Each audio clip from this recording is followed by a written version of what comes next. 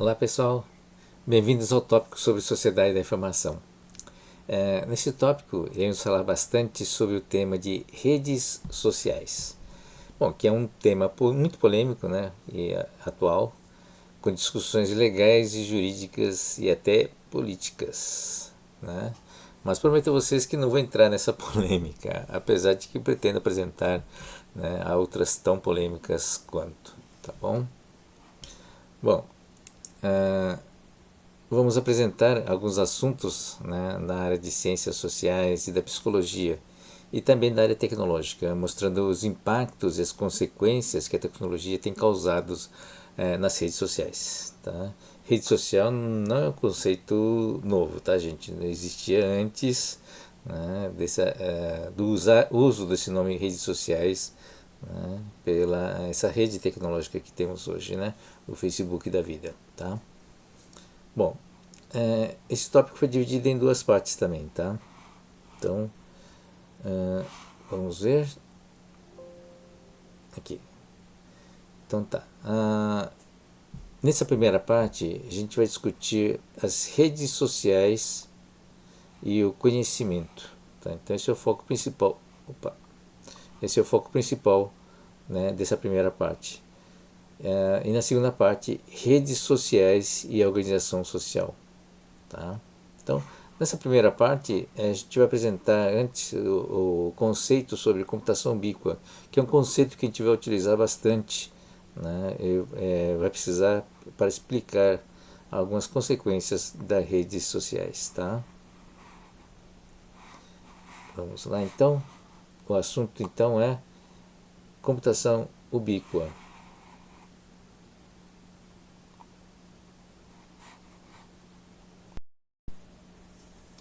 Bom, mas o que vem a ser computação ubíqua? Esse termo foi criado pelo Mark Weiser, que foi o diretor de tecnologia do centro de pesquisa lá da Xerox. Então, no texto de referência que está aqui, o Computação para o século XXI, escrito em 1988, o Mark Weiser diz o seguinte: elementos especializados de hardware e software conectados por fios ondas de rádio e infravermelho serão tão ubíquos que ninguém notará sua presença. As tecnologias mais profundas são aquelas que desaparecem. Eles se entrelaçam no tecido da vida cotidiana até se tornarem indistinguíveis dela. Então, a ideia de ubiquidade é uma ideia de você usar, claro que necessita de um treinamento, mas a ideia é que você usa de uma forma automática, sem grande esforço, tá? Sem precisar pensar nela, você consegue usá-la de uma forma simples. Tá? Então, essa é a ideia da ubiquidade. Então, ele dá um exemplo que é o seguinte, né? É um sistema de escrita usando símbolos. Então é um exemplo que ele utiliza, que é o sistema de símbolos, claro, precisa de treinamento, você precisa aprender a ler, mas uma vez que você aprende a ler, aprende a usar o sistema de símbolos, ele se torna automático. Você não precisa fazer nenhum esforço em particular para você utilizar esse sistema. Então você tem uma, uma região urbana, por exemplo, onde você tem várias placas, onde você tem esses símbolos escritas que você simplesmente lê, rapidamente consegue identificar, por exemplo, uma loja de café, né? Uma padaria, né? Uma loja de fotos, assim por diante. Tá? Então, o uso de um sistema de escrita é automático e ele é ubíquo. Por que ubíquo? Porque você tem uma parte que é pervasiva, que está incorporada no ambiente. Tá? Pervasividade significa que está incorporado no ambiente e está disponível sempre. Né? Isso é uma característica da pervasividade. Né? E, ao mesmo tempo, ela é ubíqua, porque você consegue utilizar esse sistema de símbolos. Tá? Quando é que ele não é ubíquo? Esse próximo exemplo. Tá? Então, é o mesmo ambiente urbano, cheio de placas, usa o sistema de símbolos, só que o usuário, né, que é o lado humano, não consegue decodificar, porque não foi treinado nessa língua. Tá? Então, é um sistema de símbolos, ele é pervasivo, ele é utilizado extensivamente no ambiente, está disponível sempre e, no entanto, ela não é ubíquo. Tá? Então, ele é pervasivo, mas não ubíquo, porque o lado humano não consegue decodificar, não consegue utilizar esse símbolo. Então, a ausência de escrita de símbolos, por exemplo, né, é completamente desconfortáveis nesse sentido, porque a gente está acostumado a usar esse recurso e quando não tem, né, como esse exemplo aqui, tudo limpo, nos sentimos desconfortáveis, é um ambiente opressivo nesse sentido. Tá? Você não tem informação do ambiente. O sistema ubíquo, portanto, é composto por dois lados, o lado humano, né, e o lado do sistema. Dois lados, no caso da computação ubíqua. Né? Então, o lado humano entra com o uso sem esforço, porque foi treinado para isso. Você tem um lado do sistema que fornece serviços, disponibiliza serviços e ambos interagem, são integrados para formar um sistema ubíquo. Então, portanto, o sistema ubíquo é composto por duas partes, tá? O lado humano e o lado de sistema, e ambos estão integrados. Essa integração é fundamental para definir um sistema ubíquo. Qual a consequência de um sistema ubíquo? Né? Primeiro, facilidade de uso, quer dizer, você tem que ter o lado humano, tem que ter uma aprendizagem, mas após a aprendizagem ele passa a ser um uso mais simplificado, tá? Vira uma ferramenta que você usa intuitivamente sem grande esforço. Do lado de sistema, você tem que fornecer serviços. A ideia é obter, disponibilizar serviços de uma forma pervasiva, ou seja, está dentro do ambiente, não necessariamente um smartphone, por exemplo, né, que você tem essa facilidade de uso, mas você pode ter outros dispositivos disponíveis no ambiente e que você utilizaria sem grandes dificuldades. Você teria uma interface relativamente simples de utilizar, você está treinado para utilizar esta interface. Tá? Então isso implica numa simbiose máquina e ser humano. E é um sistema ubíquo. Tá? E isso implica em novas interações, né, novos recursos, como redes sociais, por exemplo, né, e que gera consequências, tanto para o indivíduo como também sob o aspecto social. Então, do lado humano, você passa a ter acesso a novas habilidades e novas interações. Do lado do sistema, ele passa a ter mais dados que vêm do lado humano e vêm dos dispositivos que estão no ambiente, e a partir desses dados obtém mais conhecimento. Tá? Então, essa situação cria também, né, uma divisão humana, né, dos que têm e dos que não têm acesso a esses recursos.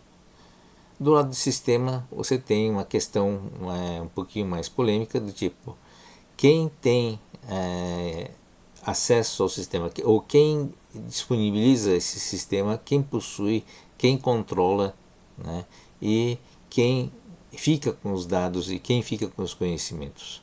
Não se esqueça que o conhecimento gera valor, gera riqueza. Tá? Então, essa é uma questão realmente que precisa ser discutida e que é uma questão polêmica também. Então, dispositivos, por exemplo, esses óculos de realidade virtual, né? Você tem um ambiente sem informação nenhuma, no entanto, o óculos de realidade virtual tem condições de gerar, né? Na verdade, esse seria um óculos de realidade aumentada, né? São óculos onde você pode, ou não só óculos, smartphones, né, que pode inserir escritas e símbolos ajustados à nossa linguagem ou às nossas necessidades. Então, esse é o conceito de ubiquidade. Um exemplo direto, né, é um desenho animado chamado Dennou Coelho. Acho que deve estar disponível ainda na Netflix, de 2007, é bastante antigo na verdade, né? Mas esse desenho já utilizava, né, o conceito de realidade aumentada na forma desses óculos que essa menina está usando, tá? e que gera uma imagem, né, uma comunicação. Por exemplo, as antenas, isso aqui é uma comunicação para o celular, e só com um gesto da mão aqui, né, ela consegue fazer a comunicação. Então, o ambiente que disponibiliza essa cena, não só o óculos, como o ambiente que disponibiliza o recurso de comunicação. Da mesma forma, no fundo, nós podemos observar um rapaz com um teclado virtual também, né, e uma tela virtual na frente dele. Aqui é uma outra cena onde ela está com o seu animal de estimação virtual. Ele só aparece dentro do óculos e observando um bug, né, algum defeito, né, gerado na imagem. Aqui, efeito, né, da realidade virtual com a realidade real sendo misturadas, né, sendo sobrepostas. Bom, vamos discutir então a relação entre redes sociais e conhecimento. Mas antes, vamos revisar o que a gente sabe sobre conhecimento. Bom, vimos num tópico sobre dado, informação e conhecimento, e definição aqui do conhecimento sob o ponto de vista do Platão, né? Onde ele estabelece que conhecimento é a crença verdadeira justificada. Essencialmente, você tem esse conjunto aqui de crenças, tá? É o conjunto de crenças, e parte desse conjunto de crenças ele é verdadeiro, porque nem toda crença nossa é verdadeira. Desse subconjunto, dessa intersecção entre crença e verdade, nós temos um outro subconjunto aqui, onde nós conseguimos comprovar ou justificar que efetivamente ela é verdadeira, tá? Esse subconjunto é o conhecimento. Então, conhecimento é a crença verdadeira justificada. Então, voltando aqui no nosso modelo, o conhecimento vem da informação, que por sua vez vem dos dados. A informação é a parte dos dados que gera valor, tem utilidade, mas já está embutido nele um modelo, né, de uso, um modelo de utilidade. O conhecimento trabalha com modelos onde você tenta generalizar esses dados, essas informações que possuem valor. Nesse processo de generalização tem trabalho com dois aspectos, no caso, né? A parte teórica, que é a manipulação simbólica, e a parte experimental, que é a manipulação real, realizando experimentos reais. Então, o conhecimento provém dessa prova, tanto pela parte teórica, a partir da manipulação simbólica, tanto pela realização de experimento que comprovam as teses e as hipóteses, tá? Então, essa é a ferramenta, esse é o processo e o modelo a partir do qual se gera o conhecimento. Então, conhecimento pode ser dados, pode ser informações e podem ser modelos que se comprovaram ser reais, serem verdadeiros, tá? Na parte tecnológica, nós temos utilização de inteligência artificial e padrões de aprendizagens, né? A parte computacional, que identificam potenciais dados, potenciais padrões, potenciais relações entre causa e efeito que poderão ser comprovados através da realização do processo experimental. E aí a computação passa a ser uma ferramenta para a descoberta do conhecimento. Se você tem um dado grande o suficiente, no caso do data mining, você tem a possibilidade de própria computação conseguir gerar o conhecimento, tá? Então, a própria experimentação, o processo experimental pode ser replicado dentro dos dados que o computador possui. Motivo pelo qual você consegue usar a computação também para gerar conhecimento. Então, revisando aqui, né? Você tem os dados, captura da realidade e representação, modelo de representação através de símbolos e a estruturação dos dados. A informação é a parte dos dados que tem utilidade, tem um modelo de utilidade e modelo de estruturação de dados úteis associado, né, à informação. E o conhecimento pode ser dados, informações e modelos testados e verificados, modelos úteis e verificados. Modelo, né, em caráter geral. Você tem várias notações, várias formas de você provar esses modelos, né? Fórmulas matemáticas, fórmulas da física, assim por diante. Relação do conhecimento com os processos e modelos. Nós já discutimos então. Um modelo são a representação da realidade, visão parcial, simplificada, simbólica, né, da realidade parcial. Tá? Uma generalização também. E processos são os métodos de verificação e velocidade e obtenção dos modelos. Tudo isso envolve diversos métodos e processos. Tá?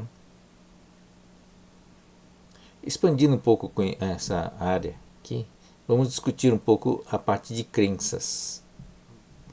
Por que crença? A crença é essa parte aqui, né? Essa parte aqui, onde o ser humano acredita ser verdadeiro. Tá? Por que estamos expandindo essa parte? Estamos expandindo porque quando envolve a discussão de redes sociais, o que circula na rede social não é necessariamente conhecimento. Né? O que circula mesmo são as crenças. Eventualmente parte, né, daquilo que circula é verdadeiro, ou seja, tem vínculo com o conhecimento, mas a grande parte ela tem vínculo efetivamente com as crenças. Então, o que vem a ser crença? Aquilo que a mente humana reconhece e acredita ser verdadeiro. A parte reconhece significa que é capturado pela mente humana. Né? Você tem que ter sob a ótica da semiótica, você tem que ter um interpretante. Tá? Voltando à semiótica, né? O Peirce, voltando aos trabalhos do Peirce, ele vê a crença, o processo de formação de crença associado a uma coisa chamada hábito. A palavra hábito aqui tem um contexto importante, não é um contexto do dia a dia, como escovar os dentes, mas a ideia de que o hábito ele é um processo mental automático, sem muito esforço, onde você consegue associar o símbolo diretamente ao interpretante. Tá? Então é um processo meio que automático, sem esforço e uma certa resiliência, ou seja, uma certa dificuldade em mudar essa imagem, esse interpretante. Então, uma associação rápida e que foi consolidado a partir de um processo de fixação da informação dessas crenças. Então, a crença, o hábito tem esse significado, tem o significado de você ter você conseguir fazer essa associação sem precisar pensar muito, é uma associação automática, reflexiva, e que e que foi formado ao longo de um processo de formação de crença, e depois se torna resistente, resiliente e difícil de mudar. Hábito tem essa característica, são hábitos que são difíceis de mudar. Tá? Pelo Peirce, ele mesmo estabelece 3 tipos de interpretantes. Tá aqui. Emocional, enérgico e lógico. O emocional costuma ser o primeiro interpretante, quer dizer, toda vez que você vê o símbolo, você tem um reflexo imediato, que é um reflexo emocional para você, no interpretante. Ele descreve esse processo como sendo um processo, pela primeira vez você vê, o seu reflexo costuma ser um interpretante emocional. ele dá muita importância à emoção nesse processo de gerar o interpretante. Você tem esse aspecto. Então, a primeira etapa é o emocional. Você pode ter um interpretante rápido também, que é o enérgico, que ele é o energético, na verdade, né? Que ele resulta em ação, tá? Não só ele tem um interpretante na mente, como também ele resulta em ação. E o interpretante lógico, que é um processo mais lento, né? Ele fala em tempo relativamente futuro e constitui a apreensão intelectual do significado de um signo. Né? Peirce sustenta que, embora conceitos, proposições ou argumentos, ou seja, são coisas mais profundas, né, possam ser interpretantes lógicos, apenas hábitos devem ser interpretantes lógicos finais. Ou seja, há um processo de você formar essas crenças, formar esses interpretantes, e é assim que ele passa por diversas etapas até que adquiramos a confiança, né? Ou seja, a crença é aquilo que nós acreditamos ser verdadeiro. Não necessariamente é uma verdade, mas não necessariamente é verdadeiro, mas nós acreditamos ser verdadeiro, tá? Para aspectos culturais, experiências pessoais ou qualquer que seja. Então, a partir dessas etapas todas, esse interpretante passa a ser considerado interpretante lógico, que a partir de um processo de hábito. E aí ele se torna um interpretante lógico final, que ele chama de crença. Tá bom? Então, o hábito é associado à crença, é um interpretante lógico que vira uma crença. O hábito é considerado um componente essencial na fixação de crenças, onde a crença é o objeto da investigação. Né? Na semiótica, o hábito atua como interpretante final, encerrando o processo de semiose. Essa é uma frase muito importante, quer dizer, assim que você chega no interpretante final, você para de gerar, né, a semiose, porque você não precisa mais, você não precisa fazer a interpretação, é quase automático isso, tá? Então, ele interpreta isso como o hábito como sendo um elemento que atua como encerramento, né, como interpretante final, ele cria um processo de encerramento da semiose. Em cosmologia, cosmologia no sentido mais amplo, né, mais universal, o hábito é visto como a lei que orienta a evolução. E também, quando você encerra o processo de semiose, a lei vira o final da evolução também. Tá? Então, o hábito é um processo onde você consolida a lei, e uma vez consolidado a lei, encerra-se a evolução. Porque para o Peirce, a evolução é sempre uma busca, é um processo onde você está sempre ciclando, tentando fixar ou tentando compreender, mudando a dinâmica do interpretante. Ele fala isso através da teoria dúvida-crença, tá? Da investigação. A dúvida é aquele sentimento, né, de inquietação que leva à investigação, quer dizer, um incômodo, e a partir desse incômodo você vai tentar resolver esse incômodo fazendo a investigação e tentando resolver essa inquietação, buscando informação, buscando conhecimento. E isso leva à crença. Você faz um ciclo onde você chega na informação, você chega no conhecimento, encerrando essa dúvida. Ao encerrar a dúvida, você acaba gerando a crença. Tá? Então, é por isso que um hábito, né, que trabalha em cima do interpretante e chega no interpretante final, tá? Ele encerra o processo de semiose. Tá? Encerra o processo de semiose. E na cosmologia, quer dizer, quando você está lidando com um interpretante mais universal, ele é visto também como encerra o processo de evolução. Bom, essa é a teoria, né, da dúvida e crença para a investigação de Peirce.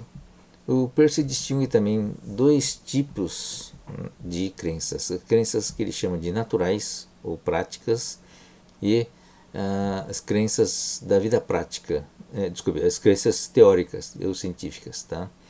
Que são provisórias e servem para a busca do conhecimento. As naturais e práticas são aquelas crenças que estão ligadas ao dia a dia do sujeito, tá? Então são as crenças primárias que são utilizadas para a parte prática da vida. Enquanto que as crenças teóricas são baseadas naquelas coisas, nas abstrações, no conhecimento, naquelas crenças que nós desenvolvemos, aquele conhecimento que desenvolvemos e não temos certeza ainda. Tem um processo de formação de crenças. Então ele faz essa distinção entre essa crença natural e a crença teórica. O pensamento é intrinsecamente um processo externo. Essa é uma coisa interessante que ele fala também, né? A semiose, ele não é um processo, aparentemente é interno,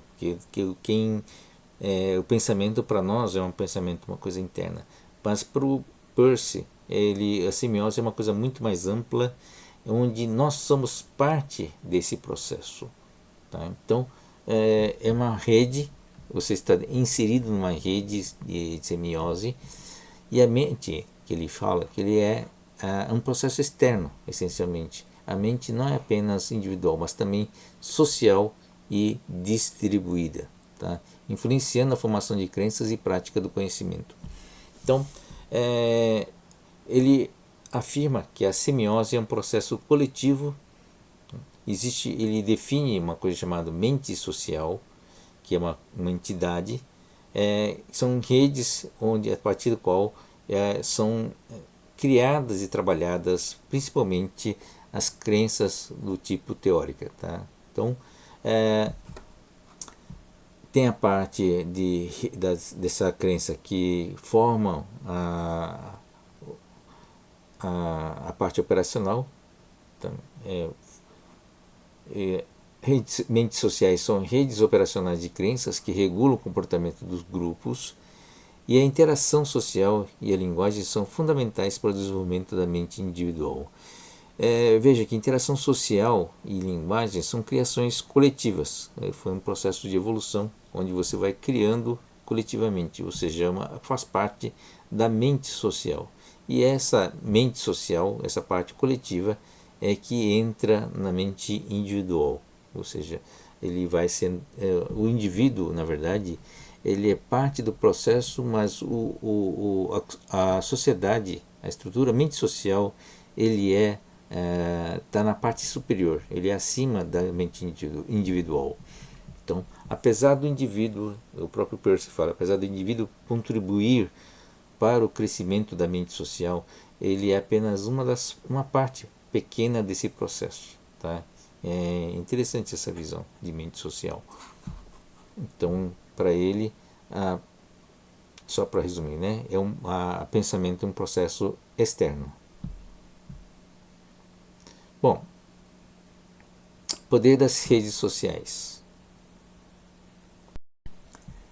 Bom, o que vem a ser redes sociais? Na sua essência, rede social é conectar pessoas, né? Conectar pessoas, trocar informações. E conectar pessoas significa o quê? Desenvolvimento humano, tá? Por quê? Porque você compartilha conhecimentos, pode até ser crenças, né? Mas compartilha conhecimentos e experiências aprendidas através de sistema de signos ou símbolos. Tem uma parte compartilhada, né? Que é a parte onde você tem a cultura daquele grupo social. Então, compartilhar isso, compartilhar conhecimento, significa que você está permitindo o desenvolvimento humano, né? Envolvendo riqueza econômica, social, cultural e científica, tá? Por mais genial que seja uma pessoa, ele tem o seu próprio limite físico correspondente à sua existência, à sua vida, né? Então, a sua experiência é única, a sua vivência é única, a sua base de conhecimento também. Uma vez que você tem essa experiência e tem esse conhecimento, mas consegue compartilhar com uma outra pessoa também inteligente, né, talentosa, tá? É, você não consegue viver duas vidas, justamente por a troca de informação que permite que você tenha essa sinergia entre duas pessoas talentosas que tiveram experiências e vidas diferentes, distintas, tá? E aí esse compartilhamento cria uma oportunidade de você gerar mais conhecimento a partir de experiências diferentes de duas pessoas talentosas e diferentes. Então, esse é o poder das redes sociais. Você consegue conectar e permitir que haja uma troca de informação entre pessoas. Não necessariamente pessoas, não precisa ser talentoso, né? Mas na verdade você ter o fato, aprendido alguma coisa na vida e você ter tido a oportunidade de trocar informações, trocar conhecimento com outra pessoa, já faz com que haja uma sinergia nesse processo. Você tem um ganho nesse processo do poder social, das redes sociais. Então, além disso, o que mais você pode ter de vantagem nessa rede social? Você começa a poder fazer uma divisão de trabalho, você ter especialista em cada tipo de trabalho, segmentar o trabalho que vai eventualmente coisas complicadas, começa a poder construir coisas complicadas porque você consegue dividir aquele trabalho complicado em diversas partes simples e dividir esses trabalhos em pessoas que ficam especializadas em determinadas tarefas e funções. Isso é uma divisão de trabalho. E através da divisão de trabalho você passa a ter pessoas com conhecimento específico naquela atividade e passa a poder criar coisas complicadas, né? Criar coisas complexas que envolvem a interação, o conjunto, o trabalho coletivo de pessoas com talentos e formações diferentes para criar um produto novo, né? Um produto diferente. Então, essa parte de interação gera oportunidade para a inovação, gera oportunidade de desenvolvimento científico, tecnológico e cultural. Tá? Então, o que muda, na verdade? Né? Nesse contexto de rede social, quanto maior o número de pessoas, maior o potencial dessa rede. E o que aconteceu durante o desenvolvimento da sociedade humana é que foi criando-se novas tecnologias que viabilizaram o potencial dessas redes sociais ao longo do tempo. Tá? Então, a história da humanidade, sob o ponto de vista de desenvolvimento, tem um reflexo imediato a partir do desenvolvimento das redes sociais. Muitos autores discutem, né, afirmam que o desenvolvimento humano equivale ao desenvolvimento das redes sociais. Tá? Um exemplo que é dito aqui é a tecnologia, por exemplo, do desenvolvimento das cidades. Tá? Desenvolvimento das cidades, que não é uma tecnologia trivial. Para nós, cidade é uma coisa comum, mas você vê, através do trabalho de arqueologia, que houveram diversos modelos de construção de cidades. Né? Então, cidades, por exemplo, que simplesmente é um aglomerado de casas sem espaço para a rua, por exemplo, onde você tinha aquelas construções, você grudava uma construção na outra porque você aproveita a parede do vizinho. Só que ao fazer isso você não tem mais como se deslocar. Então como é que se deslocava nessas cidades mais antigas? Você deslocava por cima, pelo telhado, porque não se pensou na época em se construir ruas que permitissem o deslocamento de pessoas e carga. Né? Questão de saneamento, né? Questão da água. Então todos esses fatores são fatores que são tecnológicos que envolvem a viabilidade em você morar de uma forma concentrada no mesmo local. Essa concentração é fundamental, na verdade, para caracterizar a troca, para facilitar a troca de ideias, para permitir essa vivência em rede social. Então, mas a tecnologia para a construir cidade não é uma coisa trivial. Levou tempo, levou milhares de anos para você chegar a uma solução para isso. Hoje a gente sabe, por exemplo, que para você manter uma cidade, não basta só a cidade, né? Você precisa ter um entorno dessa cidade que traz para a cidade os alimentos para a população e traz também para a cidade toda a infraestrutura necessária para manter aquela população na zona urbana. Então, para você ter uma cidade, para ter uma zona urbana, você precisa de uma zona rural em volta para fazer essa manutenção. Trazer água, trazer energia, tá? Retirar a sujeira, tá? Viabilizar toda uma estrutura de infraestrutura de locomoção. Tá? Então tudo isso é parte da tecnologia para a criação da cidade. E não é uma coisa trivial e levou muito tempo para chegar nessas soluções. Até lá, durante a história você viu várias cidades que colapsaram por falta d'água, por falta de alimentos, por problemas naturais, né, problemas de saúde também. Tá? Quando você junta muitas pessoas, você tem uma propagação muito rápida de doenças.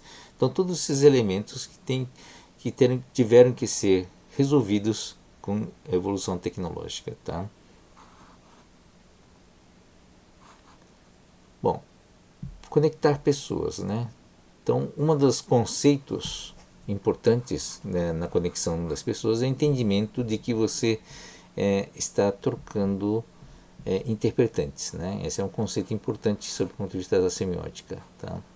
O objetivo da mensagem, como já vimos, é criar um efeito na outra pessoa através da informação. Então, mensagem é um sistema de signos, né, que tem um seu tempo e espaço. Né? Os elementos que viabilizam, né, essa comunicação tem que ter o componente dimensional do tempo e espaço. Então, esse é um modelo, né? Você tem dois nós inteligentes, que são seres humanos, que são capazes de fazer esta comunicação.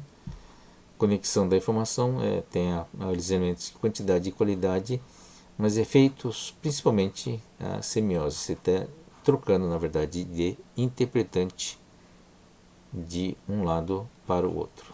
Tá? Esses aqui são os interpretantes. A conexão entre as pessoas, em particular, envolve uma coisa chamada confiança mútua. Tá? E o conceito de social affordance, possibilidade de ação percebidas, é um conceito do Gibson. Tá? É um autor, acho que da década de 70, que cunhou a ideia de affordance. Affordance é uma possibilidade de ação percebida pela pessoa, pelo ser inteligente, né? Então a possibilidade de ação é o potencial. Pode usar ou não usar esse potencial, mas a social affordance quer dizer a possibilidade de ação social que é percebida. Então a relação entre as pessoas e a rede social envolve essa questão do social affordance, a disponibilidade de uma ação social por parte da rede e por parte do indivíduo, e ao mesmo tempo ter uma confiança nesse processo. A palavra-chave, antes mesmo da troca essa troca envolvendo a troca primária, né, envolvendo o interpretante, na verdade você tem que ter um elo de confiança mútua, tá?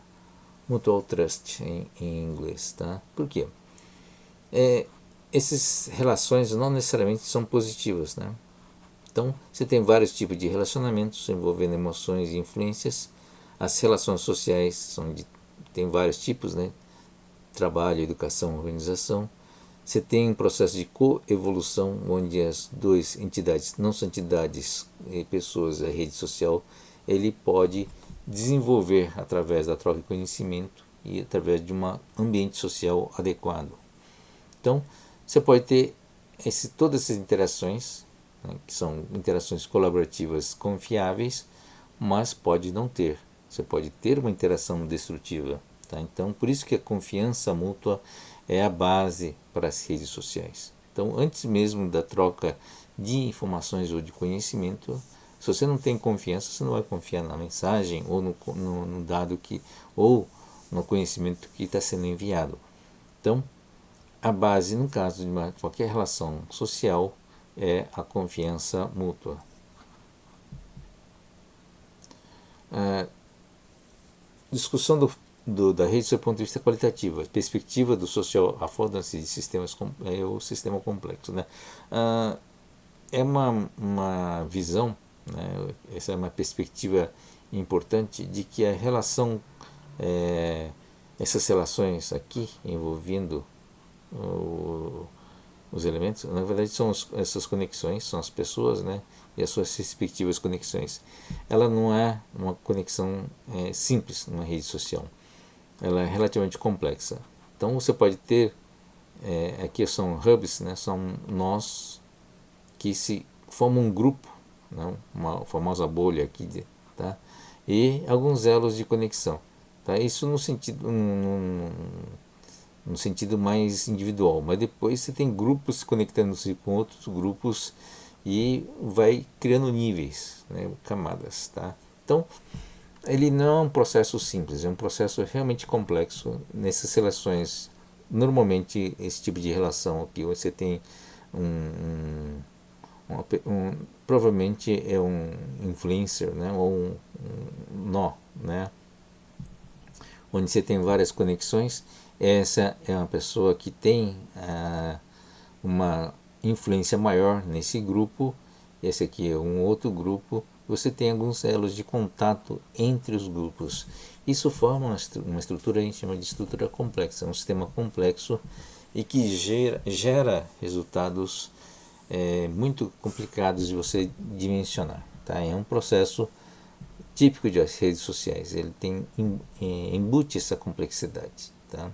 Então, ele é diferente de uma perspectiva quantitativa tradicional, onde você conta o número de nós e o número de relações. Tá? Porque envolve essas relações, elas são relações não só de quantidades, né? Você tem relacionamentos de diferentes tipos de relações sociais. Aqui tem alguns exemplos de trabalho, educação, mas não necessariamente é só isso. Você tem vários tipos de relações. Tá? Algumas são elos fortes, como as relações familiares, e outras nem tanto. Né?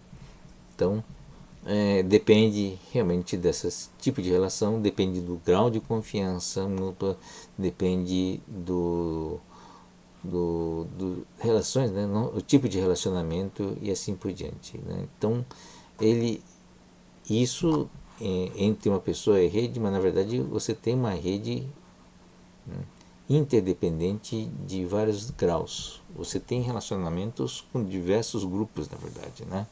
Então, esse entendimento dessas redes sociais ainda está muito longe de ser uma coisa simples. Tá? Então, por que tem a perspectiva de sistemas complexos? Porque a partir dessa visão de sistemas complexos, a gente vai ver, tem um tópico específico sobre sistemas complexos. Tá? Surgem propriedades emergentes, tem a característica de auto-organização, né? Eles se organizam de uma forma espontânea. Você tem um comportamento coletivo, que é diferente do comportamento individual. Você tem um processo onde se tem adaptação e evolução. Você tem relações colaborativas ou destrutivas nesse processo aqui envolvido. Tá? Então, você tem que usar um modelo diferente, né, de sistemas complexos para você tentar compreender toda a dinâmica nesse processo. Além de tudo, não é estático, é dinâmico. Né? Então, essa é a característica dessas redes sociais. Vimos então esses três elementos, né, que resultam no poder das redes sociais. O que a gente vai ver agora é a evolução tecnológica dessas redes sociais. Como elas evoluíram. Bom, dividimos a evolução das redes sociais, ou social affordance, em três estágios. O primeiro estágio é o desenvolvimento tecnológico de transportes, cidades e sistema de comunicação. É o desenvolvimento clássico nosso antes da internet. Então, qual que era a ideia? Você teve uma evolução gradual de todas as tecnologias clássicas que permitiram que as pessoas pudessem comunicar-se melhor ou agrupar-se cada vez mais em grupos cada vez maiores, tá? Então essa é uma tecnologia convencional e que permitiu assim, a evolução do conhecimento, a evolução da humanidade nesse processo onde você vai desenvolvendo tecnologia onde o espaço e o tempo são reduzidos. Então, o que você começa tendo uma certa a evolução, a velocidade do deslocamento vai aumentando, a abrangência vai aumentando e a quantidade de pessoas dentro da cidade vai aumentando também. Então, é uma escala de tempo e de espaço que foi sendo otimizado com o uso dessas tecnologias. No segundo instante, no segundo estágio, você tem a presença já da internet, que ele permite criar outras formas, né, de comunicação. Então, você tem áudio, vídeo e ao mesmo tempo você tem a possibilidade de interagir com outras pessoas. Você tem um sistema mediado por computador que facilita não só a questão do espaço, ou seja, o espaço passa a ser irrelevante, você consegue comunicar com qualquer um em qualquer lugar do mundo, e o tempo também passa a ser irrelevante uma vez que você consegue gravar as mensagens. Você tem uma mediação do computador que fornece serviço de gravação de mensagens, áudio e vídeo ou texto, onde você consegue armazenar essa mensagem e a pessoa pode ouvir mais tarde quando ele tiver tempo. Ou seja, não há uma demanda, necessidade de um tempo exato. É diferente de uma tecnologia anterior, onde você tinha que ter uma comunicação em tempo real, né? Você tinha que ter um telefone ou eventualmente correio, mas com um tempo maior de atraso. Mas a tecnologia com a internet você agiliza tanto do ponto de vista de espaço como também de tempo. Então a mediação por computador já agiliza bastante coisa, né? Então começa a ser possível criar grupos sociais virtuais, ou seja, grupos sociais que são agrupados pela internet. No estágio seguinte, o terceiro e último estágio, é o estágio atual, onde você passa a ter elementos ativos artificiais. Então, no anterior, você tinha só pessoas com intermediação, né, com pessoas interagindo através da intermediação dos sistemas computacionais. Agora, quando você tem nesse terceiro estágio os IoT, né, a Internet das Coisas, são sistemas computacionais com papel ativo nas relações sociais. Você tem robôs virtuais, né? Você tem câmeras e sensores que estão coletando dados do ambiente, você tem dispositivos que atuam, né, robôs atuadores que atuam no ambiente físico, né, que estão já atuando junto com as pessoas. E acima de tudo você tem o ambiente aqui, né, virtual da internet, que permite a conexão de todos esses elementos na nuvem, né, num ambiente único, tá? Então, enquanto que no estágio anterior você não tinha esses elementos ativos, porque os únicos ativos eram pessoas, você tinha comunicação sendo intermediada por computador, mas não tinha os elementos computacionais atuando no domínio físico. Tá? Então esse é o terceiro estágio, o estágio atual, onde você passa a ter esses elementos computacionais ativos, né, no ambiente físico também. Bom, nessa situação, qual a consequência para redes sociais? Bom, permite, primeiro, mesmo no estágio anterior, permitia melhor comunicação em termos de qualidade, né, áudio e vídeo, e disponibilidade de tempo e espaço. Quantidade de mais pessoas permite expandir as redes sociais. Bom, outro item, relação homem-máquina. Você passa a ter uma inteligência artificial e robôs virtuais já interagindo ativamente dentro da rede. redes sociais virtuais e físicas através da IoT. Né? Você passa a ter uma ação física por causa da IoT, que é a internet das coisas. O conceito de techno-affordance, né? Affordance não só sociais, mas também affordance ampliadas por meio de máquinas ou IoT. Tá? Então, lembrando que affordance é o conceito de possibilidade de ação. Então, um determinado dispositivo tem um potencial de ação sob o ponto de vista do usuário. E esse potencial de ação ele vai aumentando, vai sendo ampliado com a tecnologia. Permite o monitoramento e manipulação de redes sociais por sistemas informatizados, levantando preocupações éticas e morais. Tá? Então você tem os famosos algoritmos que podem interferir no fluxo, na interação, já que você tem um intermediário no meio. Então o intermediário passa a ser um elemento ativo também que pode intervir nessas relações entre as pessoas, não só entre as pessoas, como também entre pessoas e dispositivos virtuais. Então, levanta questões éticas e morais, além de outras questões, né? Bom, a IoT é realmente uma ameaça, né? E internet das coisas não é apenas um novo nome. De fato, você teve sempre, historicamente, né, vários equipamentos já conectados pela nuvem, né? Internet das coisas, antes mesmo desse termo Internet das coisas. Desde os primeiros microprocessadores, né, da década de 80, foram construídos sensores e dispositivos inteligentes, muitos deles com capacidade de comunicação digital para conectar em rede. Então, a ideia de ter o dispositivo inteligente não é novidade. O que é novidade, na verdade, é a capacidade de estar conectado em uma rede, estar conectado dentro da nuvem. Existe uma capacidade computacional aqui dentro da nuvem e que faz a diferença.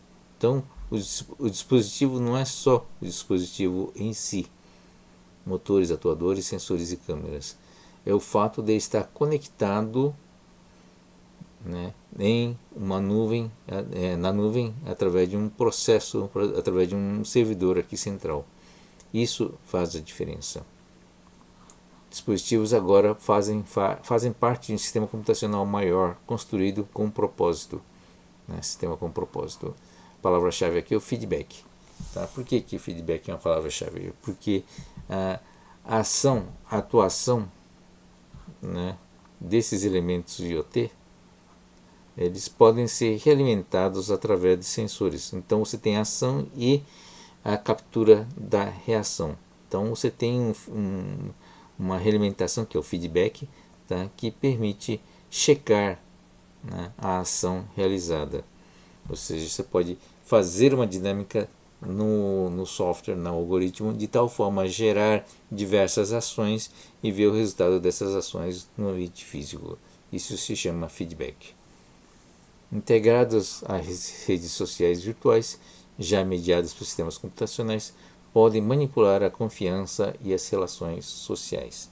Veja, lembra no começo, né, o social affordance, para que ele possa existir, na verdade, você precisa ter um vínculo de confiança mútua. Tá? Então, a confiança mútua é o elemento-chave que faz as conexões com a rede social. Isso independentemente da tecnologia. Tá? Então, a confiança mútua é o elemento de ligação entre os elementos sociais dentro de uma rede social. Agora, manipular isso pode ser uma capacidade computacional. Tá? Então você pode ter redes ou sistemas computacionais capazes de cultivar essa confiança mútua e utilizar essa confiança mútua a seu favor. Tá? Então esse é o maior perigo. Sempre conectado à internet, a qualquer hora, em qualquer lugar, reunindo muitos dados. Não há lugar para se esconder. Tá? Então, IoT é um dispositivo autônomo conectado na internet. Então ele vai coletar dados, vai atuar também, mas vai estar sempre 24 horas ligado, né? Então, difícil de se esconder. Novas tecnologias que vão surgindo, com Big Data, já discutimos isso, inteligência artificial, milhões de redes neurais artificiais, RNA, tá? Então, comunicações móveis de alta velocidade, tudo isso significa novas ameaças. Principalmente por quê? Porque nós não sabemos o que são eles. Nós não temos o controle sobre estas ferramentas ou as ações que essas ferramentas geram. Tá? Então não é uma coisa individual, é uma coisa do sistema como um todo que no fundo alguém está criando e alguém tem o controle sobre isso, né? E certamente não somos nós. Dispositivos e sistemas IoT pertencem a alguém, não a você, né? A internet já tem grandes players, né? Grandes nomes, só que são poucos, né? Quem é o proprietário desses sistemas e desses dados? Quem é o dono da riqueza gerada pelas novas redes sociais? Então, essa é a grande questão. Nós sabemos então que o fato do desenvolvimento social, né, é uma consequência das redes sociais. Muitos autores analisam o desenvolvimento humano, não é só a riqueza, é só o desenvolvimento humano de maneira geral, como consequência das redes sociais. Veja como é forte essa palavra, né?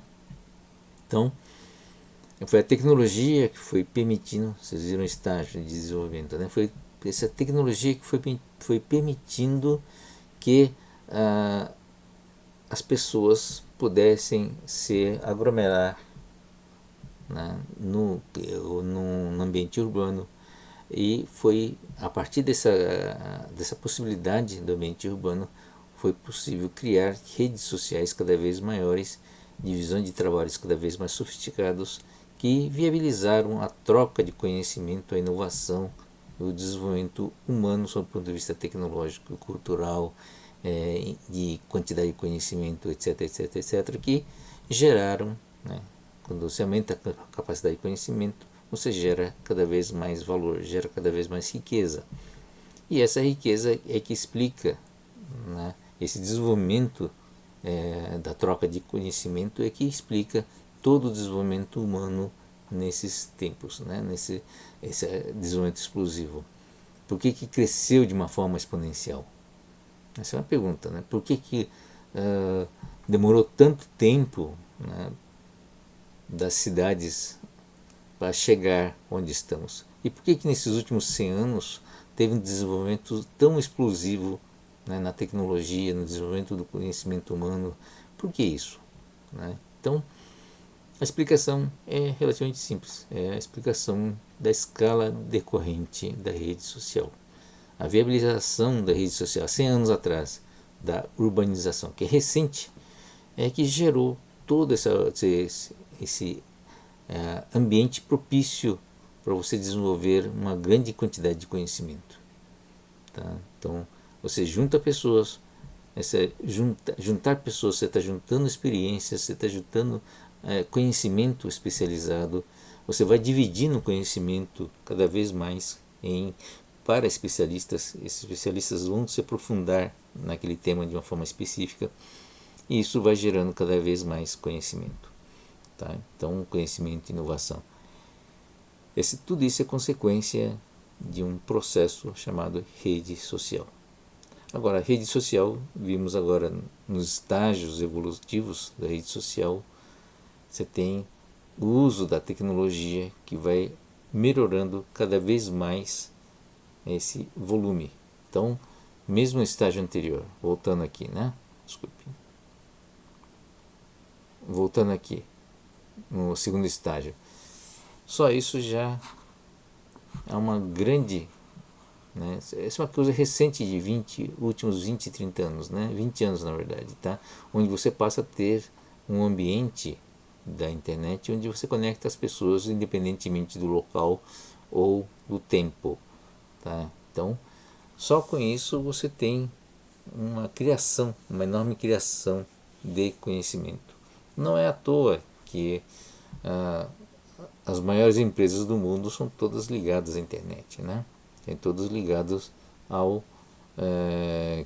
essa rede que gera, no fundo, acaba gerando conhecimento, acaba gerando uma riqueza e a riqueza que está na mão daqueles que estão gerenciando isso aqui, né? Tá? Que estão disponibilizando isso. Com a internet das coisas, quando começa a ter dispositivos que atuam na realidade física, tá? E uma realidade física que vai automatizar a geração de conhecimento, tá? Porque até hoje você não tinha computador capaz de atuar no mundo real e criar experimentos. Se você tem um robô que cria experimentos e gera hipótese e cria experimentos, ele vai começar a gerar o seu próprio conhecimento, sem intervenção humana. Tá? Então, esse é o potencial desses sistemas de adquirirem cada vez mais conhecimento. Então, vira uma massa explosiva, cada vez maior de conhecimento. Então, qual a consequência dessas tecnologias novas? Vamos ver agora alguns exemplos, tá? Para ver como é que isso pode ficar. Então, voltando na questão da ubiquidade, a questão da ubiquidade envolve isso aqui, né? Envolve a relação do IoT, né, com os dispositivos da realidade física, com os seres humanos, né, com pessoas. É uma simbiose que talvez seja muito produtiva, tá, tanto para as pessoas como também para o sistema como um todo. Né? Então, é um processo de interação com sistemas ubíquos que tem um potencial muito grande de gerar conhecimento e gerar o desenvolvimento humano. Então, isso aqui é um exemplo de um texto, tá? Hipótese, como é que o internet das coisas pode gerar, né? Alterar as relações e gerar potenciais novas relações. Então é um exemplo comercial, na verdade, tá? Eu vou ler rapidamente. Um homem de meia idade, a caminho de casa do trabalho, para na vitrine de uma loja e observa um item que lhe chama a atenção. É a segunda vez essa semana que o homem observa o mesmo item na loja. Uma câmera de alta resolução na loja captura o olhar do homem e, usando um rastreamento ocular e medições no tamanho da pupila, identifica qual é o item que ele está olhando e qual é o nível do seu interesse. O diâmetro da pupila ele aumenta quando você tem um interesse maior. A câmera também registra suas principais características físicas, incluindo a sua aparência e itens como roupas e acessórios. Ou seja, você faz um perfil do indivíduo a partir da sua imagem. A câmera faz parte de um sistema de vendas de IoT em rede, contratado pelo proprietário da loja, que paga uma taxa pelo serviço. Ou seja, o sistema não pertence à loja, ele só aluga, tá? Então ele faz um contrato, tá? Mas a câmera pode ser da loja. Esse sistema utiliza o conhecimento adquirido de milhões de sensores de IoT e bilhões de transações anteriores, quer dizer, tem um histórico, né, para enviar mensagens ao gerente da loja e orientar o processo de vendas. Primeiro, o sistema solicita a uma jovem vendedora. O sistema já sabe, pelos dados cadastrais da loja, que tal pessoa existe, quer dizer, existe uma vendedora lá, tá? E a instrui a sair e dizer a seguinte frase ao homem: Olá, é a segunda vez que eu vejo passando por aqui e olhando a nossa loja. Você está interessado nesse item? Por favor, entre na loja que eu posso lhe mostrar e depois você poderá examiná-lo mais de perto. Tá? Quando o homem entra na loja e examina o item, o sistema inicia a segunda fase, instruindo a vendedora a dizer ao homem: Olá, falei com o gerente e consegui um desconto especial para você. Este item será seu por apenas tanto. Bom, primeira ação do sistema, né? O sistema dizendo, olha, aquela frase, olá, é a segunda vez que eu vejo passando. É mentira, né? Ela nem percebeu o sujeito. Quem percebeu foi o sistema, tá? Então, mas dá uma impressão de que ela já está prestando atenção nele e que foi ela que percebeu pela segunda vez, tá? Mas quem percebeu foi o sistema. E o preço, né, no segunda ação, o preço do item, ele colocou esse preço porque ele rastreou a pessoa, né, nas diversas lojas por onde ele andou. Então ele sabe que ele olhou aquele mesmo item em várias lojas e sabe mais ou menos o preço daquele item nestas lojas. A partir dessa informação, ele vai propor um preço eventualmente igual ou até menor, né, do que aquele preço que o homem provavelmente viu, né, ao ver as outras lojas. Tá? Então, é uma estratégia de preço, de desconto, mas é um desconto na qual o sistema sabe qual é o preço que essa pessoa já viu. Então, ele vai poder calibrar, na verdade, ele não vai dar um desconto muito grande e apenas, eventualmente, até alguns centavos apenas mais barato. Mas, psicologicamente, para o homem, é um preço mais barato e ponto, né? Se a venda for bem sucedida, o proprietário do sistema recebe uma porcentagem do valor das transações como comissão. Quer dizer, existe um contrato, né, da loja com esse sistema, e o sistema, se conseguir vender, ele vai receber uma comissão. Além do dinheiro do prestação de serviço, de aluguel, ele ainda vai receber uma comissão. Independentemente do resultado da venda, o próprio sistema obtém informações valiosas que reforçam seu banco de dados de conhecimento sobre estratégias de venda e se torna cada vez mais eficiente. Ou seja, se não der certo, ele vai mudar a estratégia, mas vai fazer parte do banco, né, essa informação que determinadas pessoas com tais características em tal local tem esse comportamento. Com isso, ele tem uma variedade de estratégias que pode dar certo ou pode não dar certo, e se não der certo, ele vai tentar novas estratégias. Quer dizer, o fato de não dar certo também é uma informação que vai fazer parte de um banco para poder melhorar as suas vendas, as próximas vendas. Então veja, é um sistema de vendas onde você tem um servidor que está coletando dados de milhões de transações no mundo inteiro. Então, ele tem dados sobre vários tipos de pessoas, vários perfis, né, várias estratégias de vendas e vai usar isso como ferramenta para desenvolver estratégias cada vez mais eficientes de venda. Tá bom? E é isso. Então, sistemas com propósito. O exemplo que a gente comentou antes, ele é parte de um sistema com propósito, mas a gente vai ilustrar através de um algoritmo, né, e depois vamos detalhar um pouquinho mais para vocês terem uma ideia da organização desses sistemas com propósito. Depois a gente vai comentar mais sobre esse exemplo de vendas que a gente acabou de ver, tá? Então, vamos lá, com o sistema com propósito. Esse é um algoritmo básico de um sistema, um algoritmo bem básico mesmo, bem simples, tá? Então, a gente vai ilustrar isso também. São sistemas construídos para atingir um propósito específico ou um efeito pretendido, tá? Então, o propósito está aqui embaixo em vermelho, tá? Aqui. A ação teve o efeito pretendido, ou a ação gerou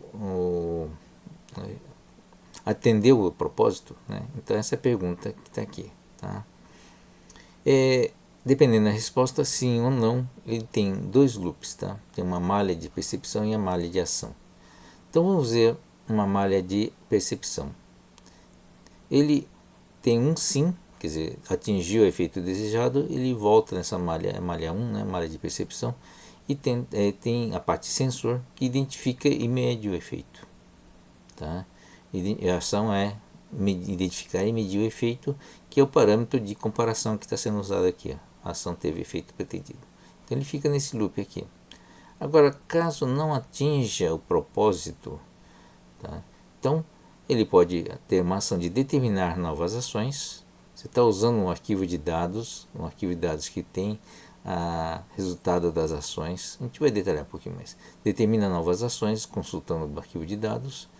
Executa essas ações estabelecidas, né? E aqui é o feedback da ação, né? E você vai identificar e medir o efeito. Então executa e mede. Isso então é a malha de ação, é a segunda malha, tá? Então vai depois da execução, vai tentar identificar e medir o efeito.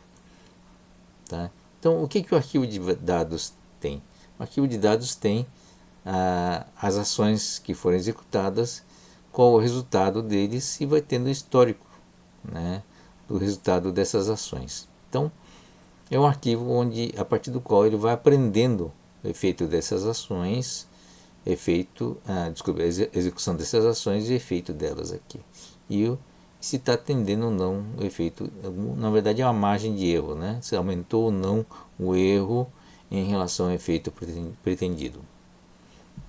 Para que isso funcione, você precisa ter uma métrica aqui, né? Uma métrica que identifica aquilo que você está querendo atingir.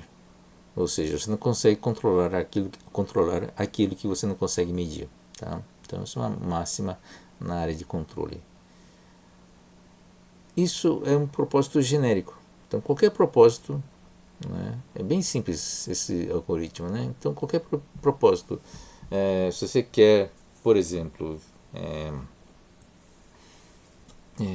vender alguma coisa, no caso das vendas, né, você faz a ação de vendas, a propaganda adequada, por exemplo, tá? Tem um arquivo de dados com uma série de ações, melhorar a propaganda, executar essa propaganda, faz a mesma medida, que ver efeito nas vendas, teve efeito desejado, né? Sim ou não? Se não teve, vamos lá, se a propaganda não adiantou, vamos abaixar o preço, abaixa o preço, vamos ver, executa, abaixa o preço e ver se teve um efeito nas vendas, e assim por diante, tá? Então, essa é uma ação, esse é um sistema, tá? As ações estão aqui identificadas dentro do arquivo de dados, e esse sistema tem como objetivo gerar um efeito, né? Tem um sistema onde você vai administrar um determinado efeito. Como é que a gente transforma isso aqui, né, num algoritmo computacional? Tá? É o mesmo algoritmo, só que agora dessa vez você tem sensores IoT que faz a captura do dado.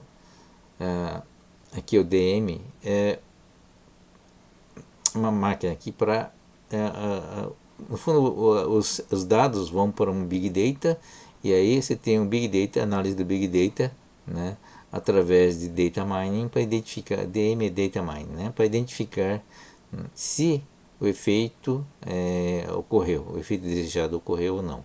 Tá? Então, caso não tenha ocorrido, você usa a inteligência artificial e o algoritmo genético para determinar novas ações. Aí você tem atuadores IoT. Então, tanto o atuador IoT como o sensor IoT são os elementos que estão na rede. Né? Estão na rede, estão na realidade real, né? Realidade física, para atuar e capturar o efeito. Tá? Então, você tem essa malha aqui, atuadores, atua no mundo físico e novamente faz um feedback, uma realimentação nos sensores, utilizando sensores IoT, tá? E tudo isso sendo alimentando o Big Data.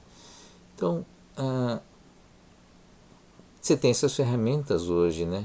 O Data Mining e o Inteligência Artificial para determinar, não só para analisar, como determinar as ações. O algoritmo genético está aqui justamente para evitar que você caia nas soluções ideais. Na verdade é o seguinte, normalmente umas soluções você tem várias dimensões, com várias variáveis, principalmente dependendo dos sistemas, eles são complexos e tem ambientes multivariáveis. E aí, quando você tem essas dimensões multivariáveis, você tem várias soluções, não é uma única solução. E não necessariamente aquela solução que você está agora, atualmente, é a melhor solução. Então, às vezes, a solução cai numa zona de conforto, né? E você precisa tirá-lo da zona de conforto para ir buscar novas soluções, eventuais soluções melhores. Tá? Mas o Big Data vai armazenar todas as soluções encontradas e todas as soluções testadas. Tá? e mais tarde, com o tempo adequado, ele vai chegar numa melhor solução, um melhor conjunto de soluções, né, dependendo das condições de contorno, né, as melhores soluções que ele tem. Então esse é o papel do Big Data também, armazenar experiências passadas. Então o algoritmo genético serve para isso, ele tirar a solução da zona de conforto para ele sempre buscar novas soluções. Bom, esse é o sistema, é um feedback básico, né, utilizando o sistema computacional.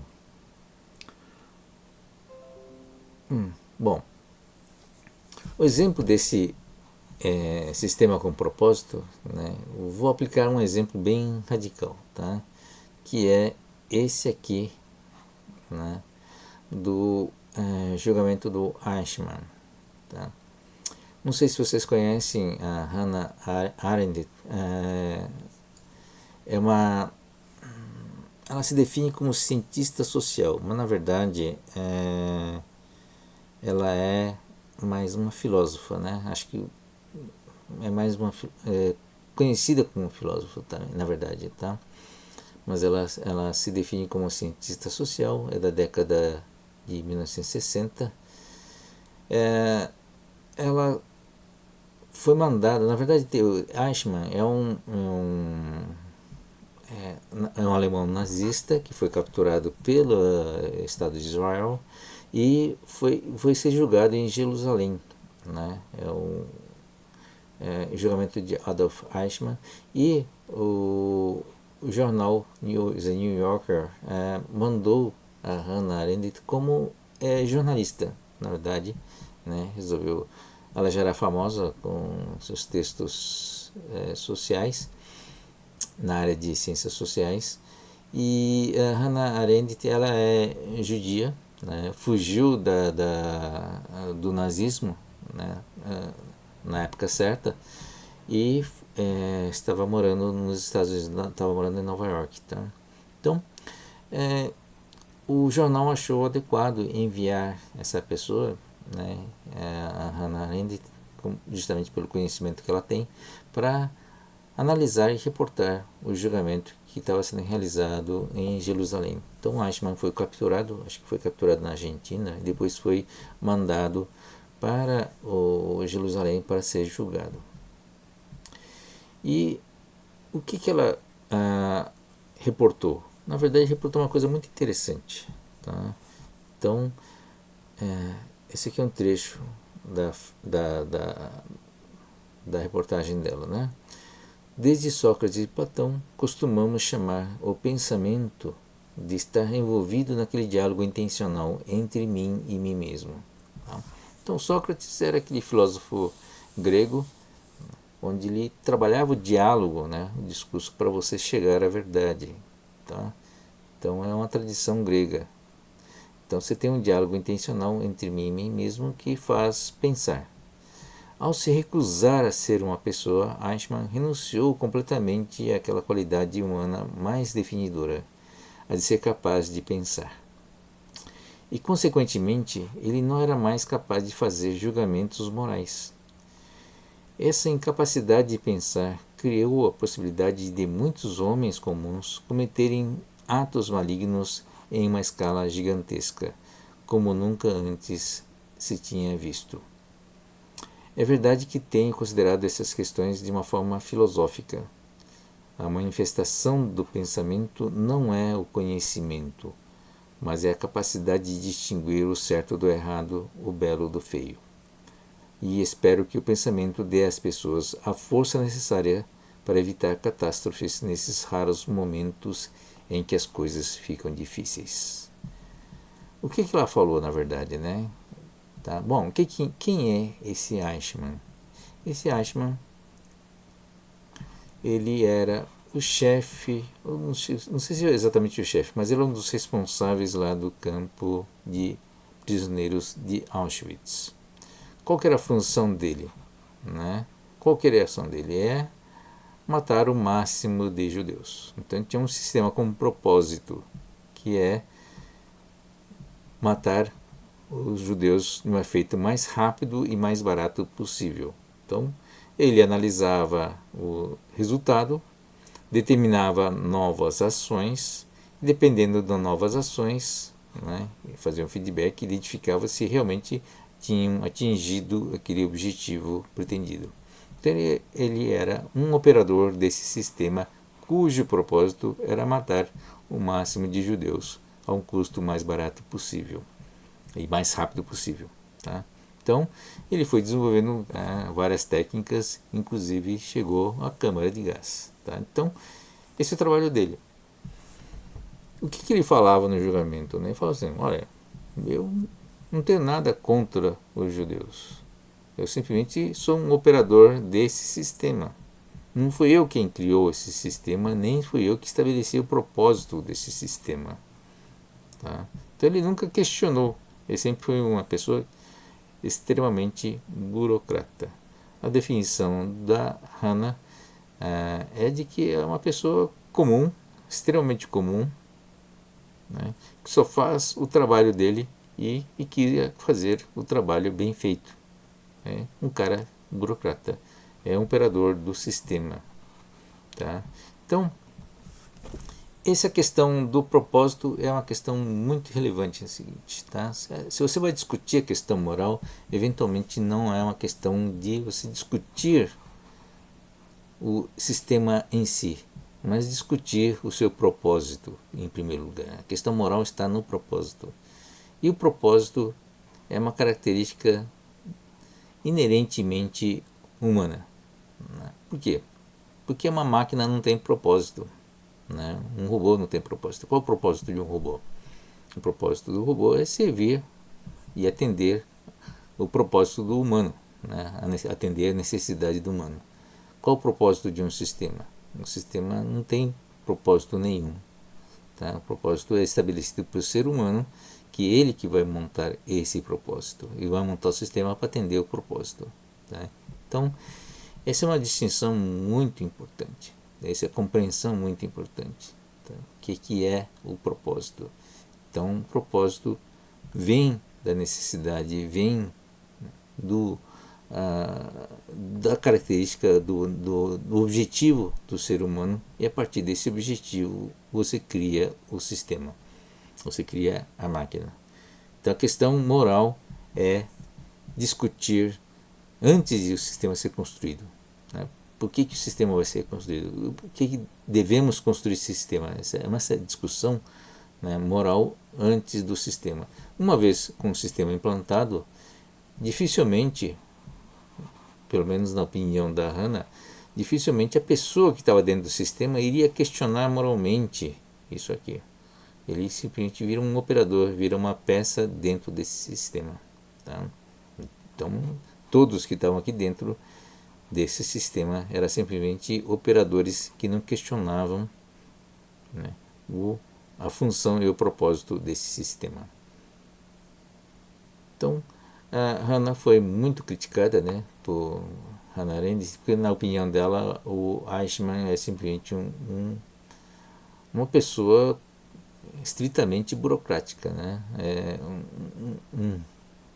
um operador de um sistema e não um cara que estava responsável para estabelecer os propósitos ou estava lá para questionar os propósitos. Então, por ser judia, justamente por um julgamento envolver uma pessoa que era um elemento-chave dentro desse sistema, ela foi muito criticada pelos leitores e própria comunidade judaica lá nos Estados Unidos. Tá? Bom, enfim, ela foi responsável, o trabalho anterior dela, né, chama-se Origens do Totalitarismo, tá? Discutindo justamente a ascensão, né, do nazismo. Tá? Ela fugiu do nazismo e questionou, na verdade, né, por que surge, né, fenômenos como o nazismo. E foi ela responsável pela criação do termo que talvez muitos de vocês conheçam, né, chama banalidade do mal. Um caminho totalitário depende de, primeiro, a banalidade ou trivialização do terror ou do mal. Quer dizer, você perder a sensibilidade em face do mal. Fica-se fica tão comum que você não acha mais estranho, acha normal acontecer mortes, acontecer pessoas morrendo, acontecer crianças morrendo de fome, por exemplo, né? Isso é uma banalidade, é trivialização, né, do terror do mal. Manipulação das massas, esse é o efeito que a gente vai ver, né? Como é que as massas são manipuladas? É efeito da propaganda, né? E a criticidade, a criticidade é o termo, não sei se é o termo correto, é não criticar, né? Diante da mensagem do poder, ou seja, não ser crítico diante da mensagem do poder. É uma frase importante, explorando a solidão organizada das massas. Ela diz o seguinte, que as massas, né, não conseguem criticar, porque estão sozinhas, né, no fundo, dentro da organização. Apesar das massas terem um coletivo de pessoas, na hora de você se manifestar, você está sozinha. Então, é uma solidão, explorando a solidão organizada das massas. É isso, né, é um outro fenômeno social que ela levanta. Bom, vimos então dois exemplos de sistemas com propósito, né? Um até mais radical do que o outro, né? Bom, como é que esses sistemas todos com propósito são categorizados, né? A gente categoriza em três níveis aqui, tá? Então, só que um exemplo aqui é com sistemas tecnológicos, tá? IoT e a evolução tecnológica significam maior disponibilidade e precisão dos dados, juntamente com recursos de integração de bancos de dados e data mining. Permite um ajuste mais preciso das ações. Não só preciso, mas também um ajuste individualizado dessas ações. Tá? Então, por quê? O que acontece? É que nem o primeiro exemplo de vendas. Você tem como personalizar a ação, tá? Para um determinado indivíduo. E você não precisa necessariamente identificar esse indivíduo. Tá? No caso da venda, foi feito um perfil do indivíduo, mas você não precisa saber o nome nem a identidade. Você não como se diz, você não invade a privacidade do sujeito. Tá? Você não está pegando o RG dele, não está pegando a identidade dele, nem o nome dele. Simplesmente está levantando o perfil dele a partir das informações visuais obtidas pela câmera. Portanto, ele não é um sistema onde vai invadir, não vai invadir a privacidade, ou seja, não vai ser contra alguma lei, né, que protege o indivíduo. Mas não quer dizer que não seja preciso, não seja possível você personalizar. Tá? Então, essa é a vantagem dessa tecnologia. Você tem essa precisão, você tem essa disponibilidade, você tem milhões de exemplos que usa como referência para orientar as ações e a precisão dessas ações. Bom, onde cai nessas categorias? Tá? Primeira categoria, né, é a categoria para influenciar esses sistemas com propósito de afetar ou influenciar, né, o comportamento humano. A primeira categoria é o sistema de sugestão ou recomendação. Tem diversos sistemas até interessantes, tá, de recomendação, mas é uma coisa mais clássica, né? Por exemplo, sistema de site de compras como a Amazon ou a Mercado Livre, né? Acho que mais a Amazon, porque a partir do livro que você compra, ele sugere os livros próximos, né? Ou alguém que gostou daquele livro. Netflix também faz isso, né? A partir daquele filme que você gostou, e faz um perfil, e a partir desse perfil ele tem um sistema de sugestão, né, para um determinado livro, um determinado vídeo, por exemplo, tá? Então é um sistema de sugestão baseado no perfil, né, do usuário. Agora, ele é soft, na verdade, né? Por que é só sugestão? Porque é o que ele consegue fazer, porque ele não tem como atuar no ambiente real. Tá? Então, ele não tem, por exemplo, um internet, o IoT, que é capaz de gerar ação, que é capaz de forçar um comportamento humano. Né? Então, Quando você tem esse recurso, cai no segundo nível, que é o sistema de persuasão. Aquele exemplo de vendas é um sistema de persuasão. Por que é o sistema de persuasão? Porque você já tem elementos ativos dentro do sistema para realizar uma ação. Quem que era o elemento ativo naquele caso? Era a vendedora. A vendedora, ela seguiu a orientação do sistema e atuou junto à pessoa, junto ao comprador, né? Então, por essa ação ativa, é um sistema de persuasão. Nós temos vários exemplos aqui também. O Kramer, que é um texto, um artigo do Facebook. A gente vai comentar na segunda parte. E o Singh, que é um persuasão social com redes online e físicas. Ele deu um exemplo de um sistema de persuasão para impedir a pessoa de fumar, né? Quer dizer, eliminar a dependência de fumo de uma pessoa, tá? Então, ele propôs um sistema que faz essa ação. Então, ele usa o perfil social, ele usa os amigos que podem atuar junto a ele. Então, ele sabe mais ou menos qual é a hora que a pessoa fica com vontade de fumar, e aí já pede para alguém ligar para ele nesse horário para, né, tirar a vontade ou tirar ocupar o tempo dele nessa hora. Então ele cria um sistema onde você tem uma atuação ativa de vários elementos, várias pessoas, amigos, familiares, tal, para reduzir essa dependência ou reduzir essa vontade de fumar, tá? E sistema de coerção, né, baseado em IoT ativo mesmo, autônomo e que você não tem interferência humana no meio, tá? Então, um exemplo disso em um sistema de coerção é uma tornozeleira eletrônica, por exemplo. Ele é um sistema, né, onde se você sai de uma determinada região ou se aproxima de alguém, por exemplo, ele gera uma mensagem onde você tem um policial ou alguém, né, com um poder, uma autoridade para impedir essa pessoa. Ou seja, você tem uma atuação forçada, claro que é exercido por pessoas, mas talvez no futuro seja exercido por um atuador, um robô, um dispositivo real, físico, né, que possa interagir ou intervir no ambiente físico, tá? Mas é um sistema de coerção.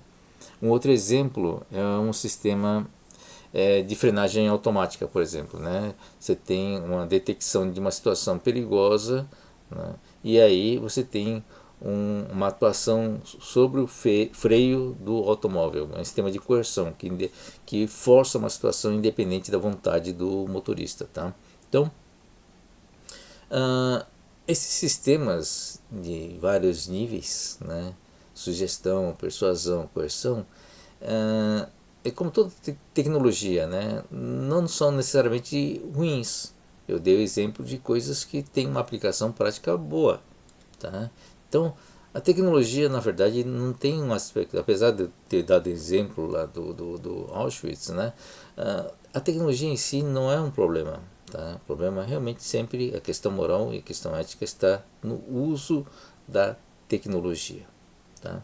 Então, essa mensagem que eu queria deixar mais claro em relação a essa classificação desses temas com propósito. Entender também que o propósito, fixar direitinho que o propósito é sempre de origem humana, né? Porque a máquina não tem propósito, né?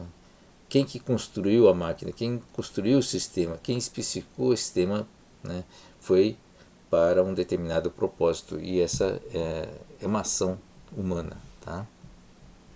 É isso. Na segunda parte, né, a gente vai ver isso aqui, ó, redes sociais e organização social, tá bom? Até a segunda parte.